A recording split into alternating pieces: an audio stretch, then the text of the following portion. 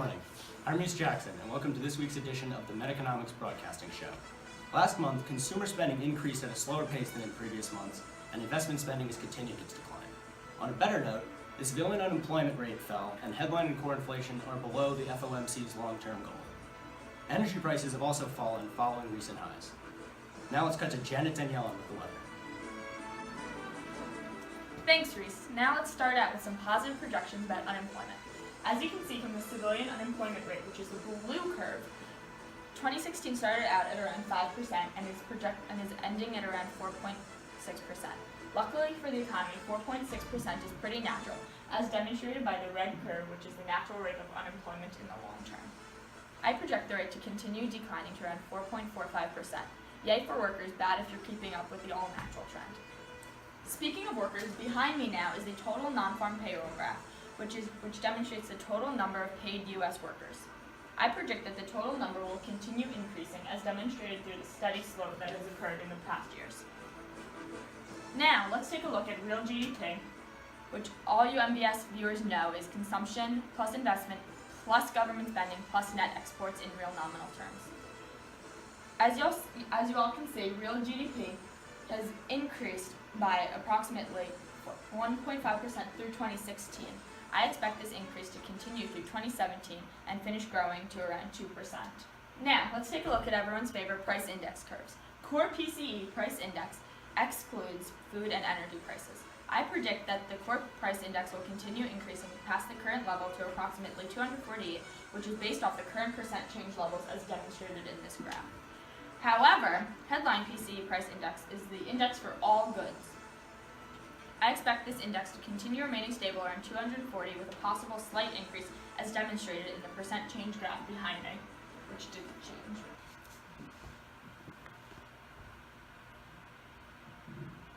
Speaking of headline expenditures, let's take a moment to consider the recent changes in energy prices. At the start of 2016, oil prices hit a bump in the road, but took a positive turn, and thanks to improving demand and tighter supply, increased by 20%. Unfortunately, oil prices took another hit and have been decreasing by 10% since the beginning of September.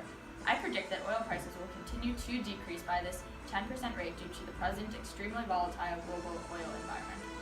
With the global oil environment in mind, I'm forecasting the trade deficit to continue to widen to approximately 4% by the end of 2017.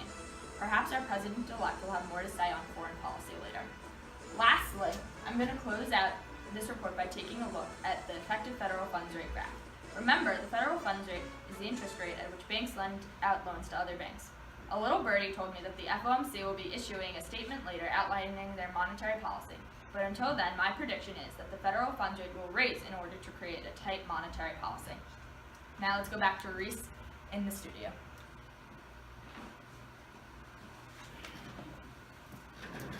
On today's segment, we'll discuss what I have determined the FOMC should do in its meeting on December 14th. Firstly, the FOMC should raise the effective federal funds rate from 0.5 to 0.75, which will cause banks to borrow less money and then cause other interest rates to rise. This rise in interest rates reduces aggregate demand, which will then reduce inflation. To accomplish this, the individual Federal Reserves will sell bonds to banks to decrease the money supply.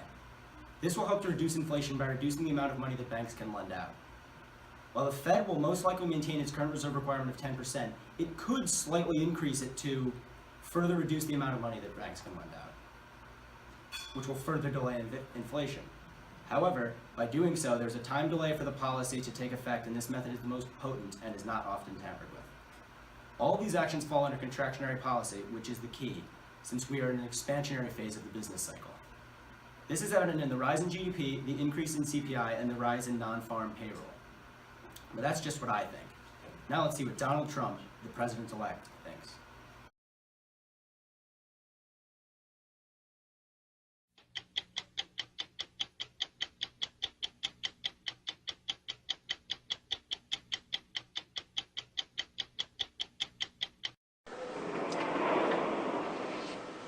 Huge, that's what it's going to be. The economy, let me tell you, it's going to be great. Believe me, it's going to be absolutely huge. So, Mr. President, can you offer us any actual insight into your economic plans and your ideas about the FOMC's policy plans? I think so. Okay, so what do you plan to do And what are your views on the current unemployment in the United States? Considering the unemployment rate is at a bigly high at 42%, we should have tremendous focus on reducing the unemployment rate. Actually, Donald, the current official unemployment rate is 4.9%, which is very close to the natural unemployment rate of 4.8%. It looks like we're actually in a period of economic growth. Well, you're stupid. Consumer confidence of 91.2. People are spending in China, Mexico, and are stealing our jobs. American jobs. Believe me, our economy is shrinking. Well, given that inflation is increasing towards the FOMC's long-term goal of 2%, it appears that we are actually in a period of economic growth. Our economy is growing. Even if we are, the economy can never grow too much. Since when has growth ever been a bad thing? That's why my fiscal policy will be to cut taxes and increase government spending, and then our economy will be really great again. We will make the rest of the world finally respect us. Okay then. Speaking of international affairs, the recent appreciation of the US dollar is further reducing US exports as our exchange rate index is now 127. What I really care about is American jobs. Our workers are getting screwed by China. They're beating us in everything. Our workers need to make more money, so minimum wage should be increased to $10 an hour. Well, the average real wage is currently $20.67. The average wage of $20.67 an hour is not really average. The average person does not make $20 an hour.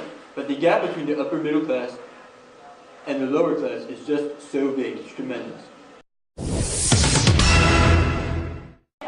This just in, the Fed is going to sell more bonds with the goal of increasing the federal funds rate from 0.5 to 0.75. They will do this by restricting the amount of cash available in order to stop inflation from increasing past its long-term goal of 2%.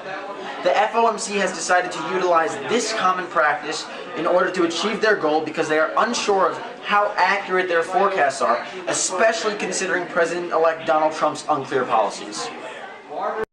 So, thank you for that, Mr. President-elect. So now we're going to go to Christian and Dan on the street with Mediconomics on the street.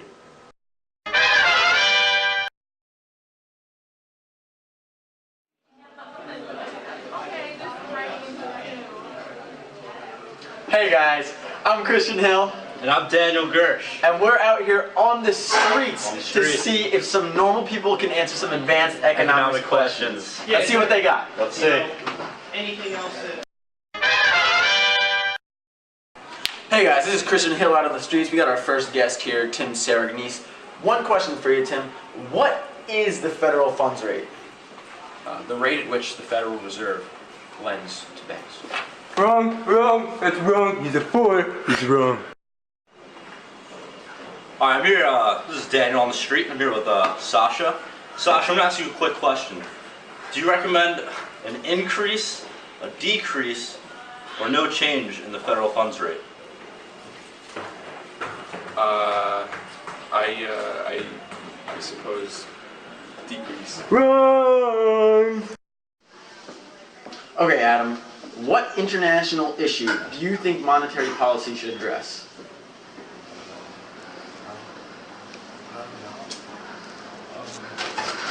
Wrong. He's wrong. I'm here with Mr. Miller. I'm just going to ask him a quick question. Mr. Miller, what is the most relevant domestic factor affecting the economy that needs to be considered when forming monetary policy? Job creation. Next. Wrong.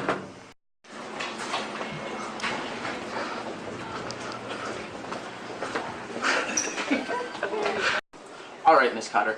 Do you know what the current U.S. unemployment rate is? I think it's 4.6%. Wrong. It's 42. This is Daniel on the street again. I'm here with Justin Massey. Justin, what do you think is a good consumer confidence level? Do you think that's our current level? 94 and yes.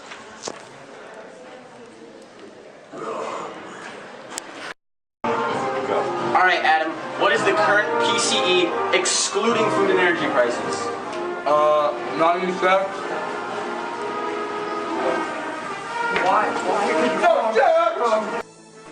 Thank you so much, everybody, for tuning into this week's edition of MVS News.